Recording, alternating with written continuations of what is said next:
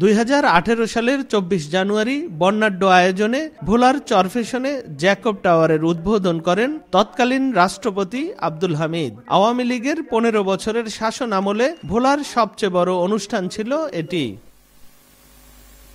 2013 সালে উপজেলার সবচেয়ে বড় খাসমহল জামে মসজিদের একটি মিনার নির্মাণের কাজ শুরু হয়। নির্মাণের অর্থ দেওয়ার কথা ছিল সৌদি সরকার ও জলবায়ু ট্রাস্ট ফান্ড থেকে। সাবেক সংসদ সদস্য আব্দুল্লাহ আল ইসলাম জ্যাকব বন ও পরিবেশ মন্ত্রণালয়ের উপমন্ত্রী থাকাকালীন মসজিদের মিনারের পরিবর্তে আগের বরাদ্দের পাশাপাশি পৌরসভার তহবিল থেকে আরো 20 কোটি টাকা খরচ করে নির্মাণ করেন 225 ফুট উচ্চতার টাওয়ারটি।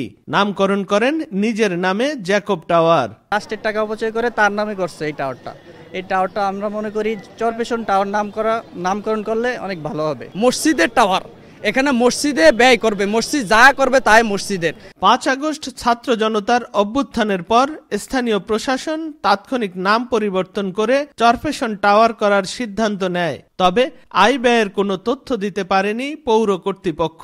টাওয়ারের পরিচালনা আগে যে স্টাইলে হয়েছে এখনো একই স্টাইলে টাওয়ার পরিচালিত হচ্ছে। বিভাগীয় কমিশনার বলছেন, মসজিদকে টাওয়ারের আয়ের 25 ভাগ দেওয়ার কথা থাকলেও তা হয়নি, আর নতুন কমিটি করে স্থাপনাটি পরিচালনার নির্দেশ দেয়া হয়েছে।